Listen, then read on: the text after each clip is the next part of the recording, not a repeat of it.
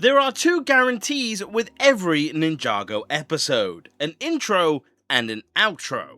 These are the mandatory things and is present in every single episode no matter what, because, well, that's just simply how episodes are formulated within TV. But even though these are in every single episode, and also the writers and the animators and everyone involved knows exactly what is in the episode, there is always going to be some natural human error. There is always going to be an anomaly and a blip in the system that causes some funny little aspect of it that basically is just something for people like me to look at and acknowledge. But in the most flat sense possible, Ninjago has had some really fascinating cases in terms of the credits of an episode either revealing something or having a mistake. So I wanted to look through it today, talk about a couple examples from over the years and show you my findings, because I've got some simple examples, but I've got an episode in particular that is absolutely ripe with errors. So I want to show it to you today and theorize how it could be the case. So let me not waste any more of your time and let's go through the strange case of Ninjago's credits. So let's start with some simpler examples before we get into the main piece of evidence that I want to show you for how strange Ninjago credits truly are. We are going to start off with the episode Farewell the Sea.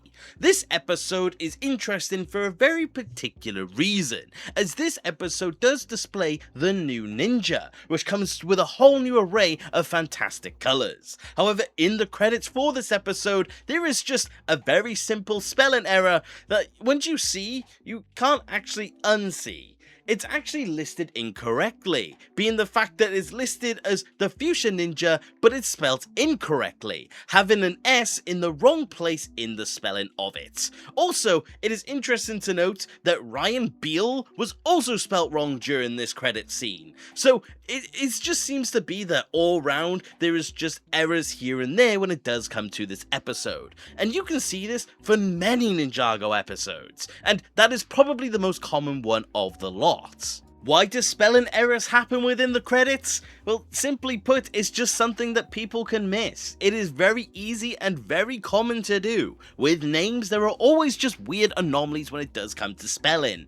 I myself know many people who have very common names with very uncommon ways of spelling them. Another one is just simply, well, you just mess up the keys sometimes. I do that myself. And like I said, for example, with the fuchsia spelling, the S is before the CH instead of after. That is a very, very easy mistake to make. So I completely understand why that could have happened. So it is just simple to say that all round, these ones are common, easy to do, and just quite simply just a common factor. So not really too notable in the grand scheme of things. The second type of error that you can see within Ninjago credits is going to be ones that actually spoil the story of Ninjago. The main example of this is actually going to be the episode Blackout. Now, in this episode, this is where we get introduced to a hooded stranger. This individual is assisting the Overlord and they are trying to do their best to help reactivate the Ninjoid army and succeed in their efforts. However, the identity of this person is not revealed until the next episode, and in that next episode, of course, it is Pythor. But the thing is that in the episode Blackout, before that reveal actually happened, in the credits, the hooded stranger was called Pythor. It has since been changed, and on most ones now you will see the correct one, but back in the day this was just a huge reveal. This was a massive spoiler as to who it was, and people were actually kind of upset. And honestly, I kind of understand why they would be. How could something like this happen? Well, simply put, this is just something that will happen. At the end of the day, these characters are not referred to by their mysterious names when it does come to behind the scenes. The Ninjago team would not have referred to them as the Hooded Stranger. He would have been referred to as Pythor. So the most likely case scenario is that whoever was writing out the credits for this episode just unconsciously wrote Pythor. Just wrote it because that's what he's been referring it to, and that is just kind of it. There's no other real way around it. But at the end of the day, this is another one that is just quite harmless, something that you would have had to have been looking for at the time and even now. So at the end of the day, it's just another simple one. No harm, no foul. But like I said, there are plenty of examples of that one, but none as crazy as the one that I am about to present you. Feast your eyes upon this image right here. This by all account looks like your standard set of Ninjago credits.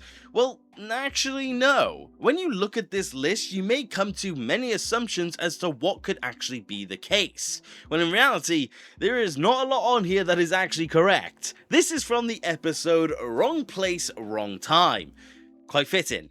And there are many errors just from this one list alone. So let's go through them. Let's start off with the fact that there are many people and many characters in this credits that are not actually in this episode in any capacity. This being Scales, Phantom, the museum curator, Mustake, Scalador. These are all characters that have no place within this episode. They have no reason to be in the credits, but yet they are. But what is interesting is that all of these characters fit in really well when it does come to the previous episodes, but just simply not this one. So the question ultimately is, how is it that all of these characters ended up in this roster? Well, simply put, the most likely assumption is that the episode credits is simply copy and pasted over and they forgot to remove these characters, where they would just simply reuse in the list because ultimately Kai, Jay, Cole, Nia, they're all going to be there. It's just simply a case of the ones that aren't meant to be there were just never removed. Simple, to the point, understandable, but it doesn't end there. The second error that's within this credit is quite simply just one that we've already talked about, being the fact that you can just misspell certain character names and they just find their way in there, and this is the case for Cruncher and Knuckle. Cruncher, who is typically spelled Kruncha, is credited with a C at the beginning of the name instead of a K. And Knuckle, who is spelled Nuckal, is spelled Knuckle with a K at the beginning of it. Again, completely incorrect. Most likely just down to the fact that someone didn't know how to spell it, which is just another very easy and understandable situation, so it's not that bad whatsoever. But the last error here, and by far the biggest one, and the one that is not really being explained to this very day, is the main thing I want to talk about. And that is the fact that in this credit, you can see Lloyd Older being voiced by Andrew Francis. Now, Andrew Francis is actually a mainstay in the Ninjago cast today. He is the voice of Cole and many other Ninjago characters, beloved and all of the like. But at this point in time, he was not actually a part of the Ninjago cast. It wasn't until season 4 where he actually started to voice characters within the show. So for him to be here under Lloyd Older is certainly a very confusing one to see.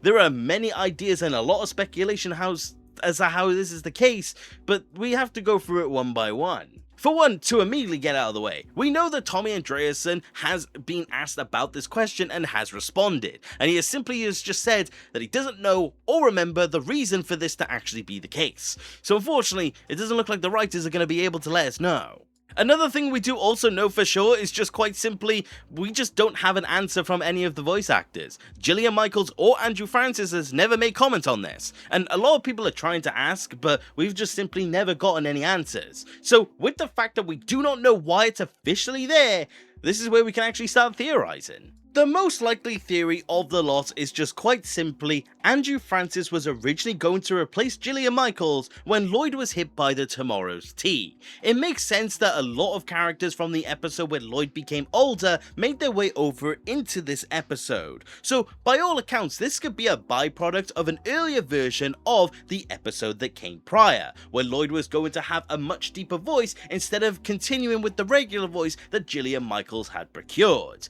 This is probably the most likely case scenario. We've never seen how this sounded, how this looked, and I feel like Ninjago would have come out very differently if it was the case, but it is definitely the most likely scenario of the bunch. But let me present to you a different idea. Let me present to you an idea that actually coincides with the episode itself. What if Andrew Francis was going to take over as the voice of Lloyd as a consequence of the time travel of that respective episode? What if, with the ninja meddling with time, even though by all accounts they set everything back to how it was, what if there was going to be byproducts of this situation? And what if it was going to have Lloyd having a different voice? This would be able to explain why Lloyd's voice could change so drastically and become so different, whilst also keeping in line with what a timeline could have. Time travel has always had these kind of consequences, so it could lead to that particular scenario. Or not, and it was just going to be the progressive of Lloyd actually being affected by the tomorrow's tea. We really do not know. But regardless of it, this episode credits crawl is a main example on how things can be really interesting and really messed up if people just don't notice these things. These episode credits are just incredible to see. It is really interesting to note that this is what it can look like, and like I said, opens up so many interesting possibilities on how it's handled beside the scenes. It shows us that no matter what, it seems to be that episode credits are reused per episode and actors are just added or removed in accordance, and also it just seems to be that people aren't fully aware with naming and spelling conventions that have been established within Ninjago.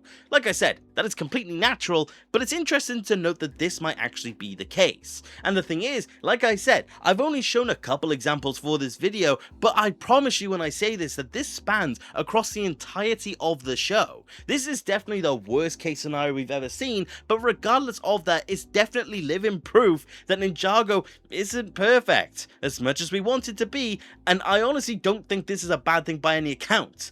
I find this really funny, but I just think regardless it's interesting to document because I do want to know what you guys think of these little bits of trivia. Because I would love to know, is this your favorite instance of Ninjago credit mix-ups, or is there another episode that you think is more interesting and more hilarious at the exact same time? I would love to know what you think because I do find it to be a fascinating subject, and I would love to see what you guys say in the comments. Are there any other particular episodes that should be pointed out? I would love to see what you guys have to add to it because I love this idea and I hope you guys do too. But thank you very much for watching the video, and I do hope you enjoyed, and if you did, please consider subscribing. I love discussing Ninjago with more people. And if you do want to support the channel any further, which you do not have to, you could always become a channel member and join the legends that you see on screen. Each of your support means the absolute world to me, and I truly cannot thank you enough. But like I said, that's about it for today, and take care.